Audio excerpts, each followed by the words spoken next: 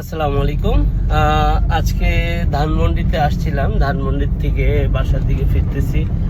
আর দেখা যাক, রাস্তা একেবারেই ফাঁকা। আর যেহেতু আজকে শুক্রবার জুম্মার নামাজের ঠিক আগ মুহূর্তে রাস্তা মোটামুটি ফাঁকা হয়ে যায়, সবাই নামাজে ব্যস্ত থাকে।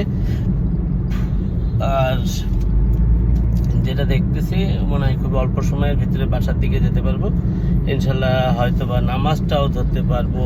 আমি এখানে কোথাও দাঁড়াইতে চাচ্ছি না, একবারে বাসার কাছাকাছি গিয়ে নামাজের জন্য চেষ্টা করব। সবাই ভালো থাকবেন, দেখতেই থাকুন, আমার সাথে থাকুন, আর আমাকে এভাবে সাপোর্ট করতে থাকেন।